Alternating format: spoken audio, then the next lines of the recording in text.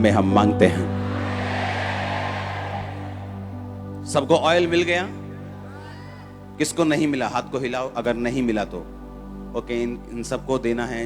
जब प्रेयर शुरू हो जाए तो फिर से इनके अंदर घुसना है, अंदर जाके देना है। सुबह जो मैंने आपको वर्ड दिया, आपको इंटरनेट पे जाके सुनना है अगर आप सुबह यहां नहीं थे। ये 7 हफ्तों में मैं आपको डिलीवरेंस वर्ड दूंगा कि अगर आपको छुटकारा लेना है अपनी लाइफ की बिगेस्ट प्रॉब्लम से, तो आपको किन वचनों की पालना करनी है। आमीन। जो बाइबल में परमेश्वर ने कहानियां लिखी हैं 4 साल पुरानी, 5,000 साल पुरानी, 2000 साल पुरानी, उनको लिखने का एक मकसद है कि किस तरह से उन लोगों ने छुटकारा हासिल किया और किस तरह से छुटकारा नहीं मिला तो क्यों नहीं मिला, अगर मिला तो कैसे मिला। हालेलुया। बाइबल कहती है रूत जो परमेश्वर को मानने वाली मुआबिन थी, नियोमी की बहू थी। नियोमी जिसका पति मर गया, उसके दोनों बच्चे मर गए क्योंकि उन्होंने परमेश्वर के घर को, उसकी प्रेजेंस को छोड़कर मोआब देश में चले गए जब उनको अकाल का सामना करना पड़ा। इसको अगर पूरा सुनना है तो आप सुबह के वचन को सुनेंगे, आपको पूरा मालूम होगा। और बाइबल कहती है जब वो वापिस अपने देश में आई, जब रूत ने कहा कि मैं तेरे साथ चलूंगी क्योंकि परमेश्वर यहोवा मेरी जिंदगी से दूर हो जाएगा अगर मैं अपने देश वापस चली जाऊंगी मेरे पति मरने के बाद, लेकिन उसने फैसला किया कि वो आगे जाएगी और अपनी जिंदगी परमेश्वर के साथ बिताएगी। उसने कहा सिर्फ मौत ही है जो तुझे मुझसे अलग कर सकेगी और कोई चीज अलग नहीं कर सकेगी। तो पहला पॉइंट ये है, अगर आपको डिलीवरेंस चाहिए और ऐसी चाहिए जिससे कोई इंसान आपको डिलीवर नहीं कर सकता, वो छुटकारा जो अभी हमने टेस्टिमनी सुनी, जो डॉक्टर जो परमेश्वर नहीं खड़े किए हैं, वो हॉस्पिटल जो परमेश्वर नहीं बनाए हैं, लेकिन कई बार परमेश्वर चाहता है कि वो भी काम ना कर पाए ताकि परमेश्वर बता सके कि जो काम वो नहीं कर सकते मैं वो कर सकता हूं। हालेलुया। वो छुटकारा जो आपका हस्बैंड आपका नहीं कर सकता, वो छुटकारा जो आपका बाप जो आपसे अपनी जान से ज्यादा प्यार करता है वो आपका नहीं कर सकता, वो छुटकारा जो आपकी मां नहीं कर सकती, वो छुटकारा जो आपके बच्चे आपका नहीं कर सकते। आपके साथ रो सकते हैं, हंस सकते हैं, आपको अच्छे बेस्ट हॉस्पिटल्स में ले जा सकते हैं, आपके साथ अच्छे से अच्छा कर सकते हैं, लेकिन छुटकारा नहीं कर सकते। वो डिलीवरेंस जिसके लिए सिर्फ आपको परमेश्वर का ही हाथ चाहिए, वो छुटकारा जिसमें सिर्फ परमेश्वर ही कुछ कर सकता है तो कर सकता है। अगर वो छुटकारा हासिल करना है तो अभी तीनों कान मेरी ओर लगा लो, 2 ये वाले और एक आत्मा वाला। और मैं आपको वायदा करता हूं इस वचन को सुनने के बाद आप अपने छुटकारे के बहुत करीब होंगे और ले लेंगे उसको। हालेलुया। अब जब बाइबल कहती है कि वो छुटकारा परमेश्वर भी आपका करना चाहता है, लेकिन बात यह है परमेश्वर अपने वचन से बंधा हुआ है, वो अपने वचन से हटता नहीं, वो इमोशनल नहीं, वो स्पिरिचुअल है। आमीन। परमेश्वर जो भी छुटकारा आपका करता है वो अपने वचन के बाहर जाके नहीं करता, इसीलिए आपको वचन के अंदर आना पड़ता है, आपको परमेश्वर के वचन को समझना पड़ता है। सिर्फ क्रिश्चियन बनने से या चर्च जाने से वो छुटकारा नहीं होगा। उसके आगे उसका अगला स्टेप ये है कि आप परमेश्वर के वर्ड को समझें, उसकी सोच को समझें, जो परमेश्वर के दिल में है, जो परमेश्वर करना चाहता है उसे समझें, और वो कैसे करता है उसे समझें। हालेलुया। अब आपको भजन संहिता 91 में उसकी एक आयत को आपके सामने पढ़ूंगा। उसने कहा उसने जो मुझसे प्यार किया है इसलिए मैं उसको छुड़ाऊंगा, मैं उसको ऊंचे स्थान पर रखूंगा क्योंकि उसने मेरे नाम को जान लिया है। कहता उसने जो मुझसे प्यार किया है, उसने जो 40 रोजे रखे ये नहीं लिखा, क्योंकि बिना प्यार के लोग रोजे रख सकते हैं। परमेश्वर से कोई प्यार नहीं, लेकिन हीलिंग चाहिए। बैप्टिज्म नहीं लेना चाहते, लेकिन रोजे रख सकते हैं क्योंकि उनको हीलिंग चाहिए। वो बो सकते हैं लेकिन बपतिस्मा नहीं लेते क्योंकि उनको लगता है कि बोने से आशीष मिल जाएगी, लेकिन ऐसा बाइबल में कहीं नहीं लिखा। लेकिन एक व्यक्ति जो परमेश्वर से प्यार करता है वो रोजे भी रखता है, वो बोता भी है, वो प्रार्थना भी करता है, अड़ा और खड़ा भी रहता है। और परमेश्वर ने कहा उसने जो मुझसे प्यार किया है मैं उसको छुड़ा लूंगा, मैं उसको ऊंचे स्थान पर रखूंगा। क्योंकि उसने मेरे नाम को जान लिया है। नाम का मतलब क्या है? अनोमा, क्योंकि यूनानी भाषा में बाइबल लिखी गई थी। जहां जहां नाम आता है हिंदी में, यूनानी भाषा में अनोमा अनोमा आता है। मेरे अनोमा को जान लिया है। अनोमा का असली मतलब है मेरा चरित्र, मेरा कैरेक्टर।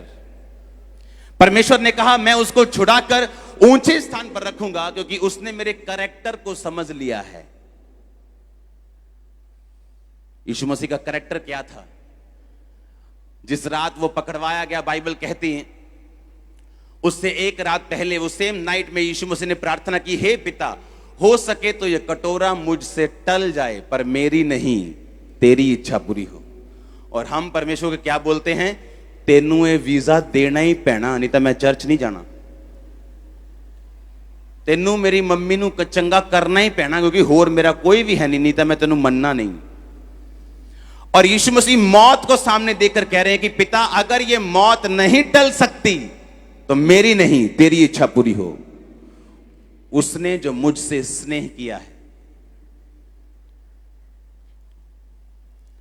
अगर आपको बड़ा छुटकारा चाहिए, जैसे रूत ने लिया, जैसे मैंने अपनी लाइफ में बड़ा छुटकारा लिया है, मैं आपको उसके सीक्रेट बताऊंगा इन 7 हफ्तों में। और ये 7 हफ्ते हम प्रार्थना करेंगे और आप डिलीवरेंस के साथ जाएंगे यीशु मसीह के नाम में। उसने कहा उसने जो मुझसे प्यार किया है इसलिए मैं उसको छुड़ाऊंगा, मैं उसको ऊंचे स्थान पर रखूंगा। रूत ने परमेश्वर से क्या किया? प्यार किया। उसे मालूम था वापस चली जाऊंगी तो अपने देश में जाके किसी और व्यक्ति से शादी कर लूंगी, बच्चे पैदा करूंगी, आराम से रहूंगी, जिंदगी बिताऊंगी। लेकिन अगर इस बूढ़ी सास के साथ जाऊंगी तो कोई शादी नहीं होगी, बूढ़ी सास को पालना पड़ेगा, अपना भी पेट पालना पड़ेगा, सारी उम्र दुखी रहना पड़ेगा। पर एक बात है, यहां परमेश्वर यहोवा की आराधना करनी संभव होगी। लेकिन अगर मैं अपने देश चली गई तो वो जहां वो रहती थी वहां लोग यहोवा की आराधना नहीं करते थे। परमेश्वर उस जाति से नफरत करता था, क्योंकि मुआब जाति व्यभिचार से पैदा हुई थी। वो बाप और बेटी के व्यभिचार से पैदा हुई थी। परमेश्वर नफरत करता था उनसे। और अब बाइबल कहती है उसने जो मुझसे प्यार किया है मैं उसको छुड़ाऊंगा। आपने सौदा किया है कि प्यार किया है? ये तो सौदा है कि मैं 40 रोजे रखूंगा तो मुझे चंगा करेगा, मैं ये अंगीकार करूंगा और तुझे ये करना पड़ेगा, मैं चर्च जाऊंगा और तुझे मेरी ब्लेसिंग मुझे रिलीज करनी होगी। ये सौदा है, ये प्यार नहीं। और ये बात परमेश्वर ने मुझे सालों में सिखाई, हर साल सिखाई। रो रो कर, पीट पीट कर मैंने सीखी, खिज खिज कर, दुखी होकर मैंने सीखी है कि मुझे परमेश्वर से प्यार करना होगा, मेहनत करनी है, लेकिन वो मेहनत प्यार के बाद आनी चाहिए, उससे पहले नहीं। हालेलुया। और बाइबल कहती है, मैं आपको उस आयत को पढ़ाऊंगा। हम पढ़ेंगे रूत 4 उसकी 13 आयत से। ये सुबह नहीं था, ये अभी है, आपके वचन आपके सामने। उसका सेकंड पार्ट, रूत की पुस्तक, उसका 4 बाब, उसकी 13 आयत को मैं पढ़ूंगा। तब बोअज ने रूत से विवाह कर लिया और वह उसकी पत्नी हो गई। और जब वह उसके पास गया तो यहोवा की दया से उसको गर्भ रहा और उसके बेटा उत्पन्न हुआ। तब स्त्रियों ने नयोमी से कहा, यहोवा धन्य है जिसने तुझे आज छुड़ाने वाले रिश्तेदार के बिना नहीं छोड़ा, और इज़राइल में उसका नाम बड़ा हो। और ये तेरे लिए जी में जी ले आने वाला और तेरे बुढ़ापे में पालने वाला हो, क्योंकि तेरी बहू जो तुझसे प्रेम रखती और 7 बेटों से भी तेरे लिए श्रेष्ठ है, उसी का ये बेटा है। तब नयोमी उस बच्चे को अपनी गोद में रखकर उसकी धाई का काम करने लगी। और उसकी पड़ोसिनों ने ये कहकर नयोमी के एक बेटा उत्पन्न हुआ है, लड़के का नाम ओबेद रखा। यिशै का पिता और दाऊद का दादा वही हुआ। आमीन। अब आपको ध्यान से समझना है।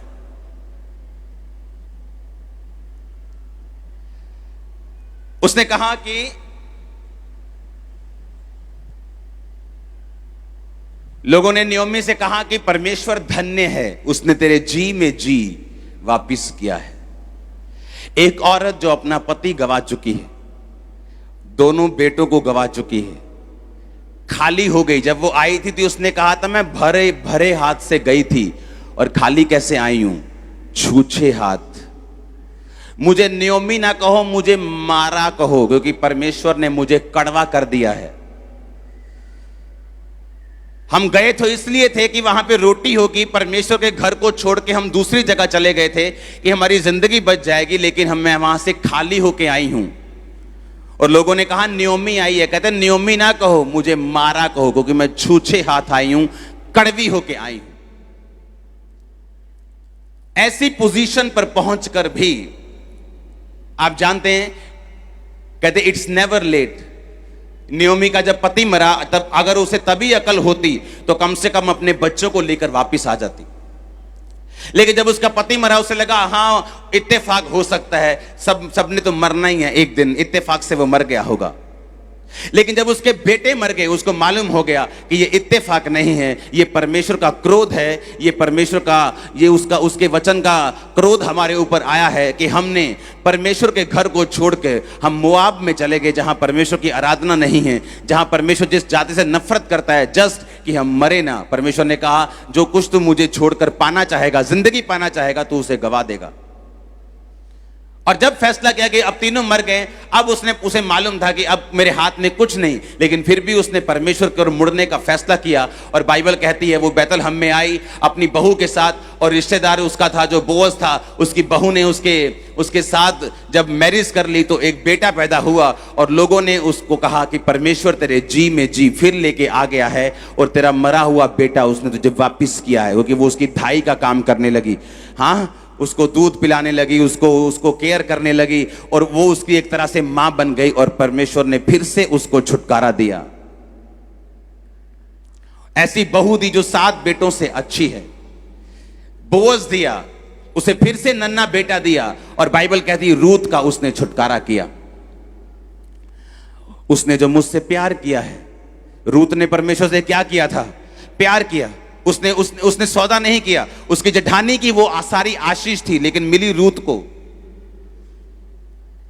अगर शादी होती बोअज की रिश्तेदार के किसी निकट रिश्तेदार से, तो वो उसकी जेठानी से होती, लेकिन जब वो वापिस चली गई और रूत रह गई, तो उसकी शादी फिर रूत के साथ हुई। और बाइबल कहती परमेश्वर ने कहा तुम मुझसे प्यार करेगा, मैं तुझे छुड़ाऊंगा और मैं तुझे ऊंचे स्थान पर रखूंगा। जिस खेत में रूत काम करने लगी, उसी खेत की वो मालकिन बन गई, क्योंकि उसका वचन है मैं तुझे ऊंचे स्थान पर रखूंगा। उसने ये नहीं कहा मैं तुझे नीचे, उसने कहा मैं तुझे छुड़ाऊंगा और मैं तुझे ऊंचे स्थान पर रखूंगा। आपकी फैमिली, आपके बच्चे, आपके लोग, आपका फाइनेंस, आप ऊंचे स्थान पर रहेंगे। अगर आप परमेश्वर पे विश्वास करते हैं, आप सौदा करने नहीं आए, आपने बैप्टिज्म ले लिया, आप चेक नहीं करने आए कि जब मैं हो जाऊंगा तब मैं ले लूंगा, अब मैं पाप करता हूं, अब मैं बिजनेस करता हूं, मुझसे गलती ना हो जाए। अगर आप इस मेंटालिटी के हैं तो आप इस वचन के लिए नहीं हैं। मैं उस छुटकारे की बात कर रहा हूं जो जग जाहिर होता है। मैं उस छुटकारे की बात कर रहा हूं जिससे आंखें खुल जाती हैं और लोग बोलते हैं आह क्या बात है। मैं उस छुटकारे की बात कर रहा हूं जो परमेश्वर अब आपका करने जा रहा है, जो खुदा के साथ वफादार हैं। उसने कहा उसने जो मुझसे प्यार किया, मैं उसे छुड़ाऊंगा भी, मैं उसको ऊंचे स्थान पर रखूंगा। वो ऊंचे स्थान पर आपको रखने के लिए तैयार है। आप तैयार हैं क्या? वो कहता है मैं तेरे बच्चों को ऊंचे स्थान पर रखूंगा, मैं तेरी फैमिली को ऊंचे स्थान पर रखूंगा। हालेलुया। वो डिसीजन लेना ऐसी परिस्थितियों में कि अब भी मैं परमेश्वर के साथ वफादार रहने के लिए तैयार हूं क्या? इसके बाद भी परमेश्वर के साथ वफादार रहने के लिए तैयार हूं? एक नॉन बिलीवर बहू, इमेजिन करो, जब उसकी शादी हुई तो उसको मालूम था कि ये क्रिश्चियन है। इमेजिन करो क्रिश्चियन घर में शादी हुई और सोरा मर जाए और उसके बाद हस्बैंड मर जाए, तो क्या फेथ रह जाएगा परमेश्वर के ऊपर। लेकिन उसको मालूम था कि अगर कुछ गलत इस फैमिली में हो रहा है तो ये परमेश्वर की गलती नहीं, जरूर इनकी गलती होगी। कि परमेश्वर तो गलत नहीं हो सकता ना, वो तो कहता मैं अपने बच्चों को संभाल के रखता हूं। और जब उसने देखा कि अभी भी उसे मालूम था कि यहोवा परमेश्वर जीवित है, इतने झटके खाने के बावजूद भी, फादर इन लॉ का, अपने जेठ का, फिर अपने पति का 3 मौत देखने के बाद भी उसे मालूम था कि यीशु मसीह परमेश्वर जो है यहोवा जीवित परमेश्वर है। और उसने फैसला किया परमेश्वर को फॉलो करने का, बिना किसी लालच के, बिना फ्यूचर की चिंता के। कई बार आप फ्यूचर की चिंता करते हैं कि अगर यीशु मसीह में आए तो भुआ वीजा नहीं लगा के देगी, भुआ अमेरिका नहीं बुलाएगी, अगर यीशु मसीह में आ गए तो रिश्तेदार छोड़ देंगे। क्या वो रिश्तेदार ऐसी चंगाई कर सकते हैं? क्या वो रिश्तेदार आपको छुड़ा सकते हैं? क्या वो रिश्तेदार आपको स्वर्ग लेके जा सकते हैं? उसने सौदा नहीं किया, उसको मालूम था कि मुझे परमेश्वर के पीछे चलना है, कोई नुकसान हो ना हो कुछ भी हो, लेकिन अब मुझे मालूम है कि परमेश्वर जीवित है और मुझे उसके पीछे होना है। हालेलुया। वो परमेश्वर जो रिस्टोर करने वाला परमेश्वर है। आपकी जिंदगी से जो कुछ भी चला जाए, लेकिन जब परमेश्वर आपकी जिंदगी में आता है वो सब चीजें वापस ले आता है। उसने कहा जिन उपज तेरे वर्षों की उपज जो टिड्डियों ने खा ली थी मैं दुगनी भर दूंगा। आपने जितना फ्रस्ट्रेशन सहा है आप दुगनी आनंद के भागी होंगे। आपने जितनी गरीबी जितने साल सही है उससे ज्यादा कहीं अधिक आप एंजॉय करेंगे अपनी लाइफ को। बस आपको लगातार परमेश्वर को फॉलो करना है, उससे हटना नहीं है, उससे रुकना नहीं है। आपको उससे प्यार करना है, उसके साथ सौदा नहीं करना है। बोलो पड़ोसी को, बोलो प्यार करना है, सौदा नहीं। बिजनेस नहीं करना खुदा के साथ, उससे प्यार करना है। क्योंकि उसने कहा है वचन में, तू मुझसे प्यार करेगा मैं तुझे छुड़ाऊंगा। ये वचन आपकी लाइफ में पूरा हो। Hallelujah, hallelujah. आप तैयार हैं ऐसा प्यार करने के लिए? हर संडे थर्सडे आपने छुटकारे पर वचन सुनना, अपनी लाइफ को प्रिपेयर करना है, ताकि परमेश्वर जब आपको टच करे चेंज हो सब कुछ। नए रास्ते ओपन होंगे इन 7 हफ्तों के बाद। आपकी लाइफ में देखना, नए रास्ते ओपन होंगे, नए कॉन्ट्रैक्ट्स, नए रास्ते। और आमीन ऊंचा चाहिए। Hallelujah, hallelujah. आप तैयार हैं उस तरह से परमेश्वर को मानने के लिए जिस तरह वो चाहता है? हे पिता, मेरी नहीं किसकी इच्छा पूरी हो? तेरी इच्छा पूरी हो। फिर यीशु मसीह गए परमेश्वर के सामने, फिर वही प्रार्थना की, पिता हो सकता है क्रूस टल जाए, कटोरा टल जाए, ये कोड़े टल जाए, मेरा दिल नहीं करता ये कटोरे ये क्रूस को लेने के लिए, लेकिन मेरी नहीं तेरी इच्छा पूरी हो। यीशु मसीह ने कहा मेरी रोटी वही है कि मैं पिता के काम को पूरा कर सकूं। ये परमेश्वर का ने कहा ये मेरी रोटी है, ये मेरी लाइफ है। हमें लगता है कि हमें चिंता है अपने फ्यूचर की। ओ एमएलए साहब नाराज हो जाएंगे, ओ मेरा रिश्तेदार नाराज हो जाएगा अगर मैंने जय मसीह की बोल दिया तो। आप कर लो उनको खुश, परमेश्वर को नाराज कर लो, कोई बात नहीं। लेकिन उसने कहा छुटकारा यहोवा की ओर से होता है। जब परमेश्वर ही आपको फेवर नहीं देगा तो फिर क्या कर लेंगे आप? जब उसी का हाथ सिर पे नहीं होगा तो क्या कर लेंगे आप?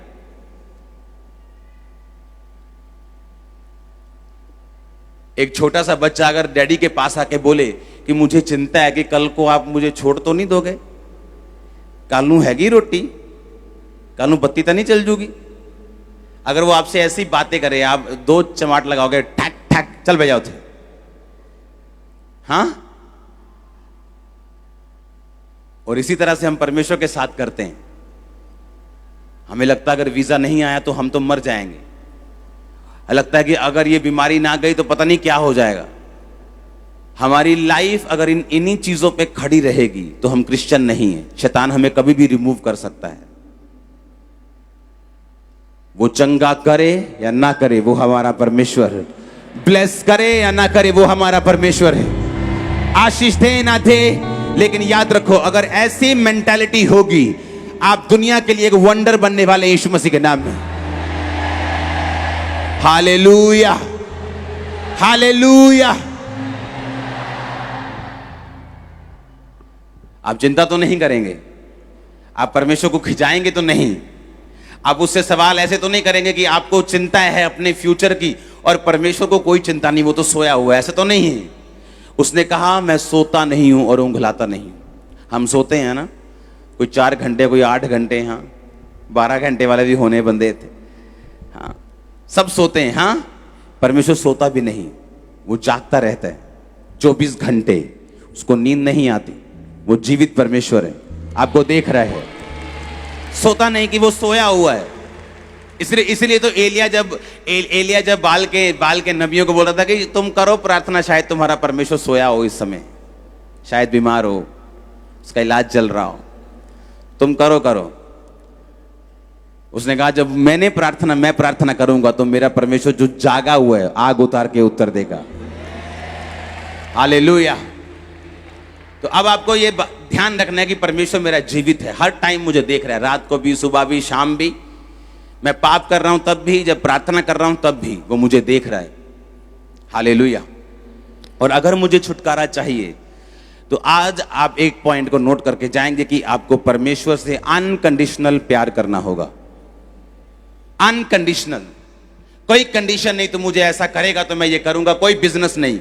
अनकंडीशनल अगर आपका परमेश्वर के साथ प्यार है, आप बाहर आ जाएंगे अपने बंधन से, अपने बॉन्डेज से, अपनी बीमारी से, अपने तकलीफों से आप बाहर आ जाएंगे।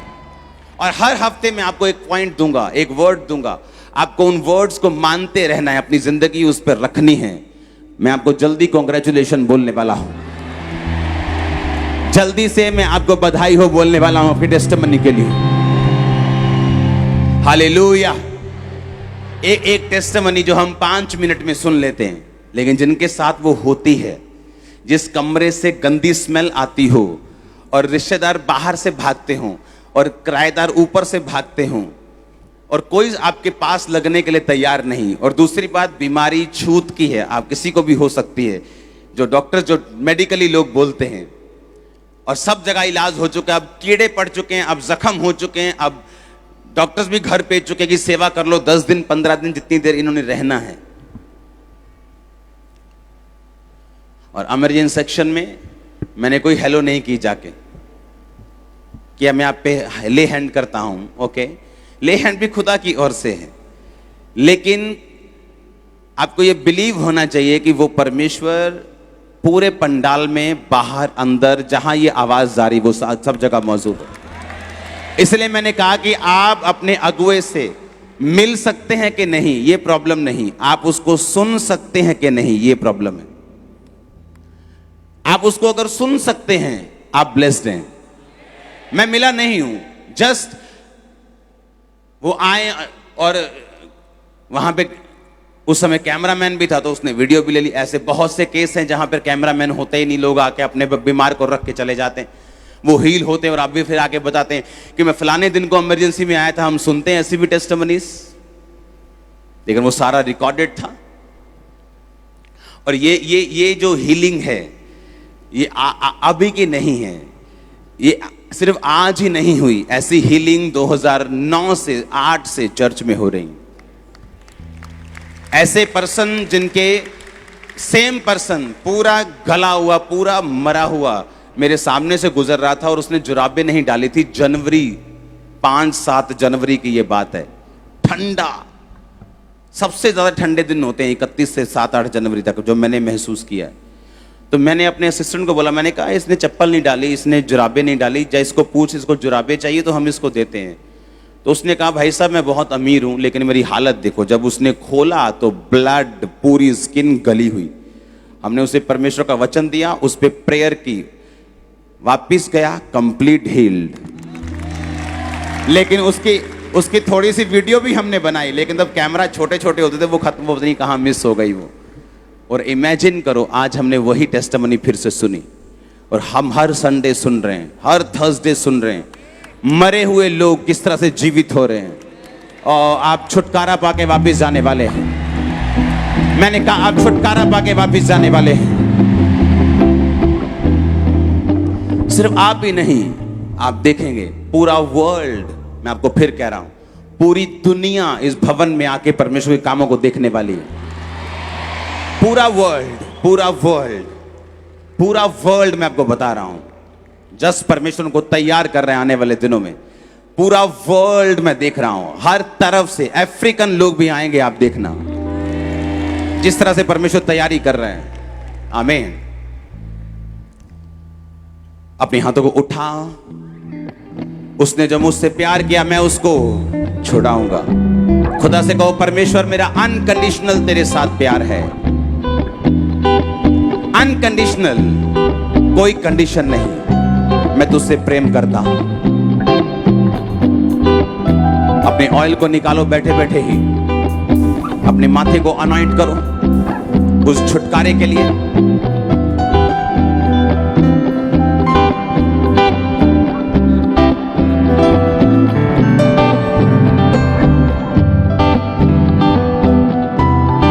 बीमार लोग अपने शरीरों पर लगाओ, ब्रांचेस अपनी बॉडी के ऊपर लगाओ।